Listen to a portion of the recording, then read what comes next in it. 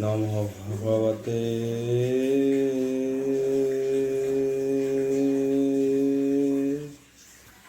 वासुदेवाय।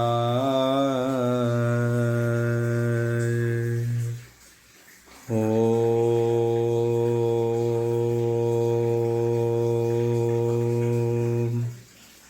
नमो भगवते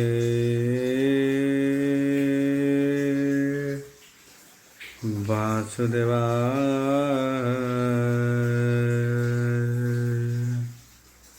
ओम नमो भगवते वासुदेवाय। यथा मंगलाचरण बागीचा यस्य वदने लक्ष्येषु च वक्ष्यसि जसते हृदय वसति तनुसिंहं भजे विश्वसर्वदिवालक्षणं श्रीकृष्णाख्य परध्याम जगध्याम नमामि तत माधव माधव वश्च सर्वसिद्धिविनायते वन्दे परस्परत्यं परस्परं प्रियलोकं मुखं करोति वाचालं पङ्गुलङ्घयते गिरिं यत्कृपाहतमः वन्दे परमानन्दो माधव। यो ब्राह्मण रुद्रेण तु स्तुतन्ति दैवस्तव देवसंग पश्यन्ति जो समज्ञा ध्यान अवसते गदगदे मनसा पश्यन्ति जो योगिना यस्यन्ते न बुद्धिसुरासुर गण देवायस्तुते नमः। नारायणं नमस्कृत्यं नरचैव नरोत्तमं देवी सरस्वती व्यासं ततो जयमुदीरयं निर्गलं कल्पितं फलविमुखाभिद्रव्ययुक्तं पिबतं भागवतं रसमलयं प्रभु। द्वाविंश अध्याय एकादश स्कंद द्वाविंश अध्याय। भगवान उवाच बोल प्रमान्दवार हरिवल बोलन्ति वीरहस भगवान उवाच बोल प्रमान्दवार हरिवल कृष्ण बोलन्ति हि वीरशुण हे मोर भकहति लक्षण ज्ञान वैराग्य हेतु जात एणु तत्वज्ञान प्राप्त हे मार्गे तेजी हि क्षुद्र पथे जे प्राणी भजहन्ति जगते कामे चंचल चित्त राग एणु से करे हे नाना भोग से गतागत पथ भ्रमे जन्म मरण पथ श्रमे ताहार दुख मात्र सार केबे हुनतु हुटे संसार भक्ति ज्ञान जे विस्तारे से गुण दोष न सुमरे ये दोष गुण कर्म जोगे विचार करी ही देव मार्गे जे वर्णे जे धर्म विचार जे विधि जार अधिकार नियत कर्म विलंघने विचारी दोष देव ज्ञाने द्रव्य नवसे हे दोष गुणे शुद्ध अशुद्ध विचारणे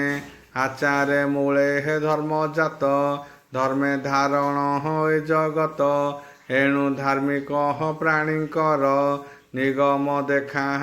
आचार उद्धव भक्ति हि जोग मोर नाही निगम अधिकार पृथिवी अग्नि वायु जल आकाश मिशी हि पंचठूल ए पंचभूत देह जेते ब्रह्मादि स्थावर पर्यन्ते समान द्रव्य नाना भेदे ब्राह्मणे विराजन्ति देवे ए नाम रूप गुण दोष निगम वचन प्रकाश ए हेतु लोक व्यवहार विविध कल्प ना विचार जे देश काल गुणव्रते मुहि विचार हई प्रभाते द्रव्य विचारे हे प्रसिद्धि जे अबा दोष गुण विधि जे दोष कृष्ण मृग सार न देखे कृष्ण भक्त नर से देश पुण्य लेस नाही तही नथिब देह बही ସେ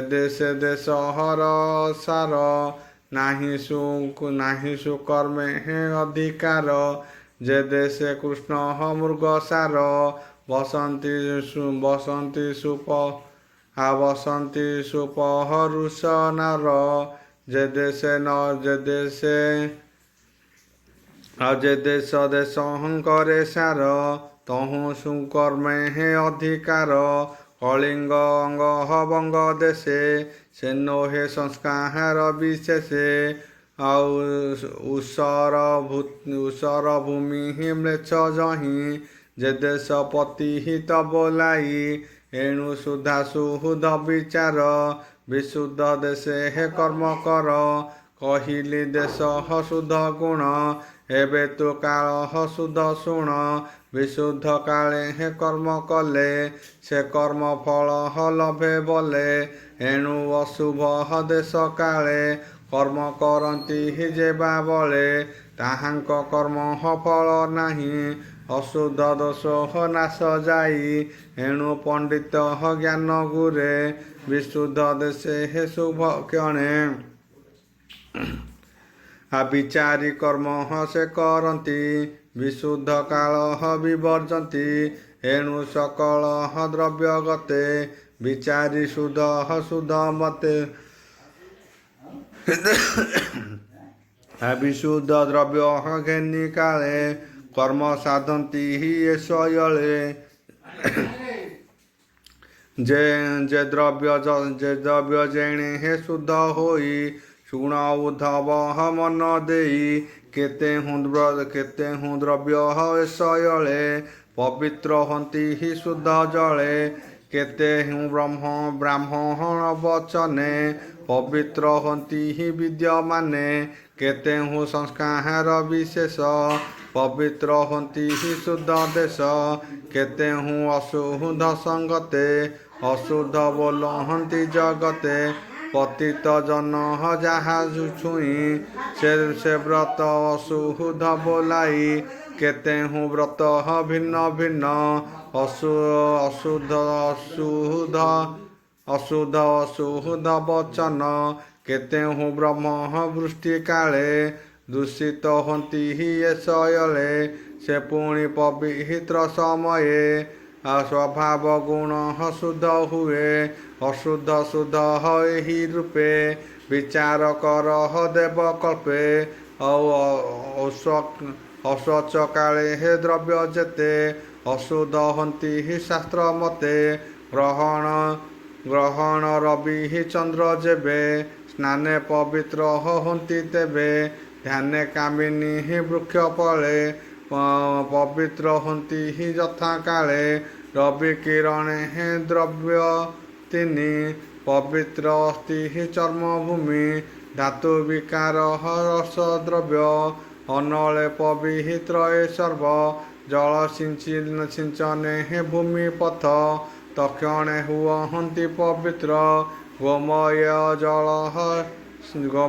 ଜଳ ସମାର୍ଜନେ ପବିତ୍ର ଚତୁରଙ୍ଗଣେ ମନୁଷ୍ୟ ଦେହେ ପଶି ଜଳେ ପବିତ୍ର ହନ୍ତି ସ୍ନାନ କାଳେ ସଂସ୍କାର ତପ ଜପଦାନ ଏ ସର୍ବ ପବିତ୍ର ବିଧାନ ଏମନ୍ତେ ବିବିଧ ପ୍ରକାରେ ପବିତ୍ର ବାକ୍ୟ କଳେ ବରେ ମୋର ସ୍ମରଣ ଯେବେ କରେ ସେ ଶୁଦ୍ଧ ଅନ୍ତର ବାହାରେ ଯେ ନିତ୍ୟ ମୋ ନାମ ସୁମରି ସେ ସର୍ବକର୍ମେ ଅଧିକାରୀ ଗୁରୁ ବଚନେ ମନ୍ତ୍ରତନ୍ତ୍ରେ ନ୍ୟାସେ ଶୋଧନ ସର୍ବଗାତ୍ରେ ମୋହର ନାମ ଉଚ୍ଚାରିଲେ ସକଳେ ଶୁଦ୍ଧ ହନ୍ତି ଭଲେ ଏମନ୍ତେ ଶୁଦ୍ଧ ତନୁ ଧରି ବିଶୁଦ୍ଧ ଦ୍ରବ୍ୟ କର୍ମ କରି ପରମ ଧର୍ମ ତେବେ ସାଧେ ସେ ମୋର ବଚନ ଅପ୍ରମାଦେ ଏଣୁ ବିଶୁଦ୍ଧ କର୍ମ କଲେ ପବିତ୍ର ହନ୍ତି କଳେ ବରେ ଯଥାର୍ଥ ଫଳ ସେ ଲଭନ୍ତି ଯେବା ଏମନ୍ତ ନ କରନ୍ତି ସେ କର୍ମ ଅଧର୍ମ ସଂଯୋତ ତାହାକୁ ବୋଲି ବିପରୀତ ସେ ଫଳ ବିପରୀତ ପାଇ ଯେଣୁଟି ତହିଁ ଦୋଷ ଥାଇ ବିଧି ନିଷେଧ ବିଚାରଣେ ଏଣୁ ସମ୍ପାଦି ଦୋଷ ଗୁଣେ ଯାହାର ଦୋଷ ଗୁଣ ଯେତେ ସହଜ ଆଚହର ସେମନ୍ତେ ଯେ ଯାହା କୂଳ ବ୍ୟବହାର ନଘଟେ ଗୁଣ ଦୋଷ ତାର ଯେବେ ଅଶୁଦ୍ଧ କର୍ମ ଦୋଷେ ଯାହାର ଚିତ୍ତ ପାଦ ମିଶେ ସଜେ ପାପ କର୍ମ କରେ ଯେ କର୍ମ ପୂର୍ବ ପୁଣ୍ୟ ହରେ ଦେହେ ଅନ୍ତରେ ପାପ ଫଳେ ଜନମୋତ୍ପତ୍ତି ହିତ ଚାଣ୍ଡାଳେ ନିନ୍ଦିତ ବୃତ୍ତି ଯାଜୀବନ ବଞ୍ଚଇ କରି ସୁରାପାନ ସ୍ୱଭାବେ ପାପୀ ପ୍ରାଣୀଙ୍କର ନିନ୍ଦିତ ନୋହେ ଦୁରାଚାର ପଙ୍କେ ପଡ଼ିଲେ ଯେନେ ପ୍ରାଣୀ ପଙ୍କଳ ବୋଲି ତାକୁ ଜାଣି ଏଣୁ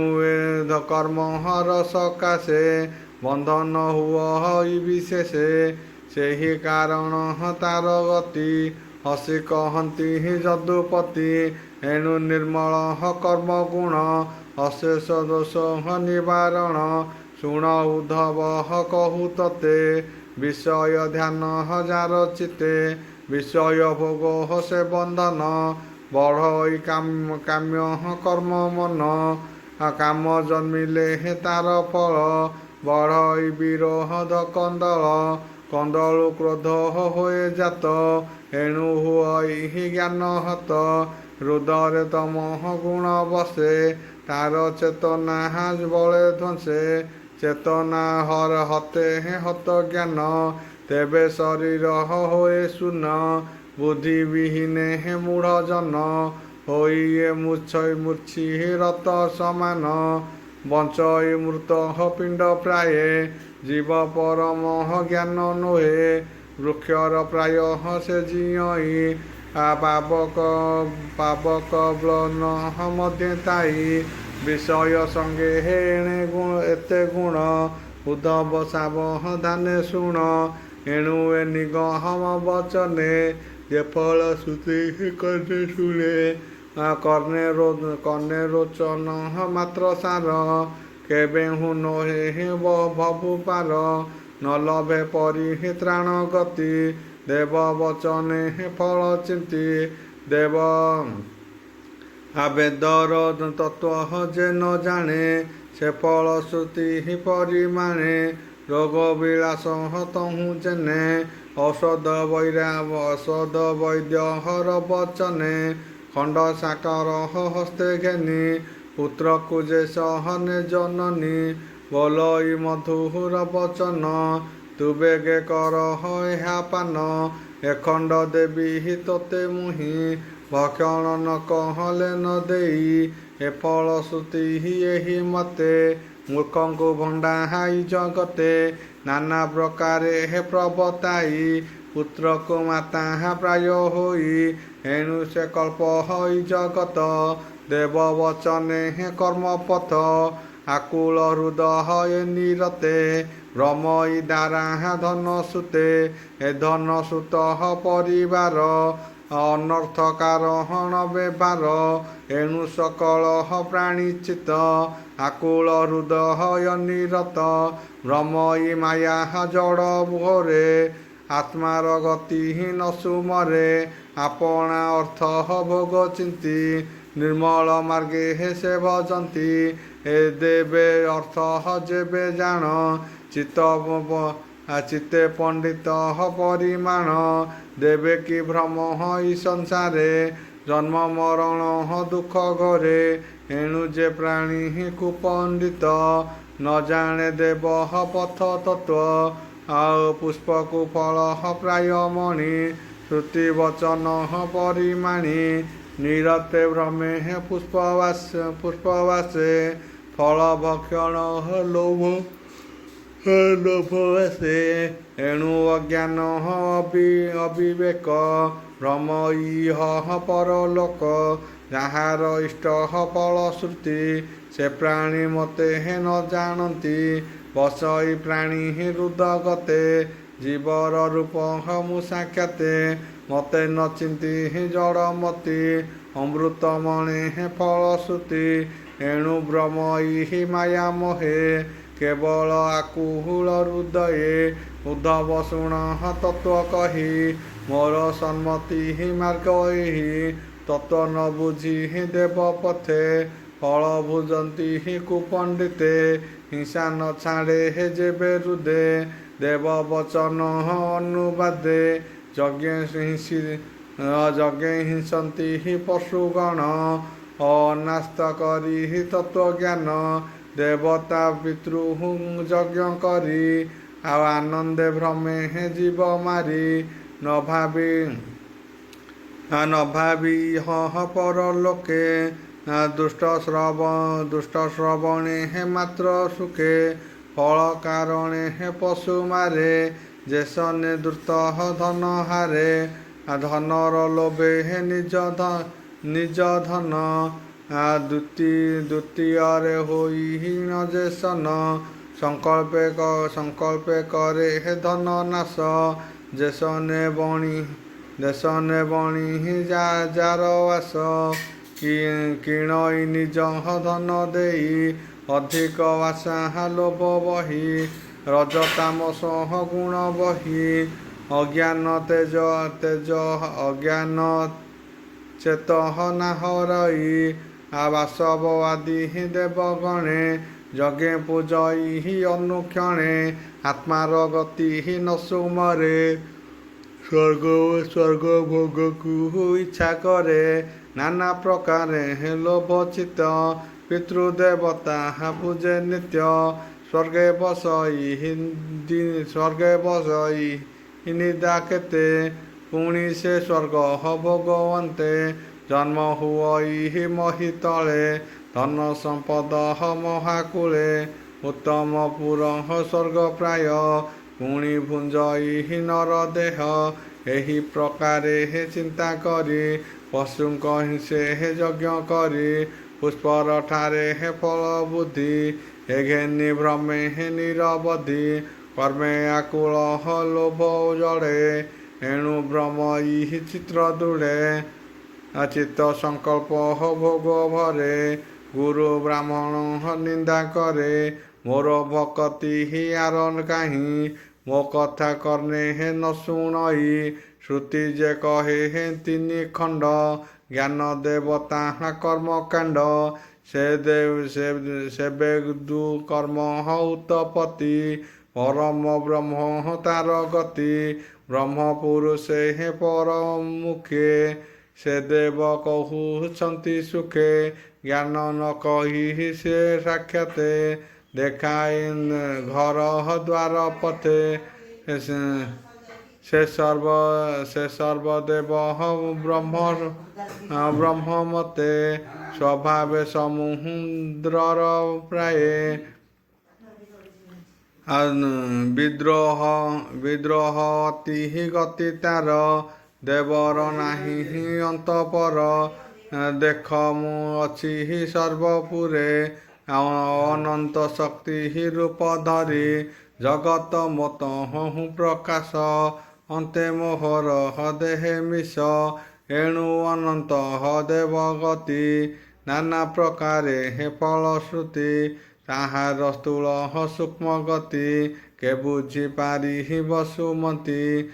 ଷଡ଼ଚକ୍ର ବେଦି ଉଦୟ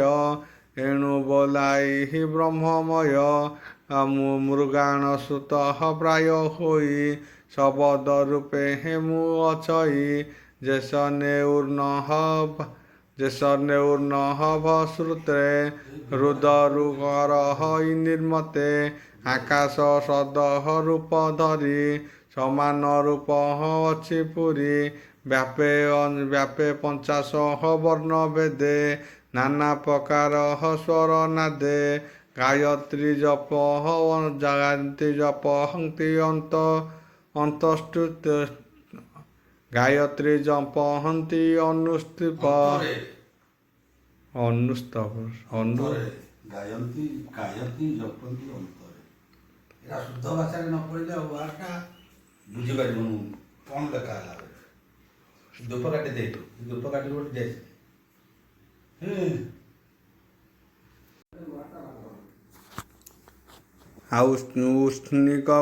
उष्णिक बृहति तृष्टप सप्त प्रकारे हे छंद भावे कहे विविध उपदेशे किय बा कहे हे ब्रह्म मुखे किय बा कल्पना विलापे हेमंते विविध कल्पना हे देव ब्रह्म ब्रह्महर रचना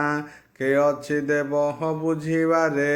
शरीर बही ए संसारे मुहि से देव तत्व ज्ञान मत हूँ के ही समारथ नाना प्रकारे हे नाना भेदे मुहि अचई देव मध्य जे मते न भजे जगते माया देखु थाहाई नित्य एणु न बुझे हे देव गति अज्ञान मोहे हे जड़मती विधि निषेधे हे तत्व बले नाना विकल्प हे शयले कहिले जस दार सुत नाना प्रकारे हे देव तत्व से हरि अभय चरणे भामर जगन्नाथ भणे इति श्रीमद्भागवते महाप्राणे परमास्य संहितया एकादश स्कंदे द्वाविंश अध्याय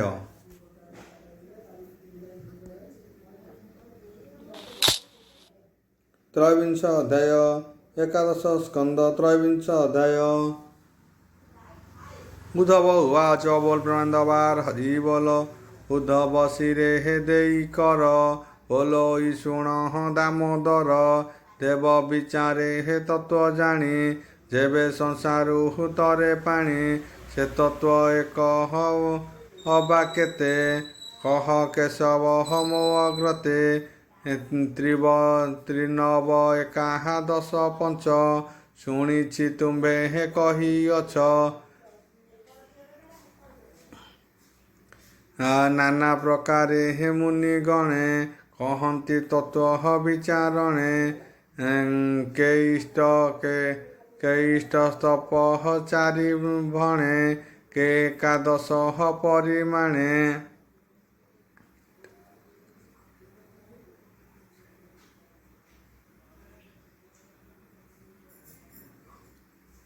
के पंचविंशति के पंचविंश षड्विंश केहु कहन्ति हि सप्तविंश काहार मते हे त्रयोदश के अबा नव षोडश हे सर्वसत्य अबा केते प्रस्तावे पुछ्यहि मुतते हेमन्ते उद्धव वचन जेतार चित्त गत भ्रम शुणि कहन्ति हि चक्रपाणि शुण उद्धव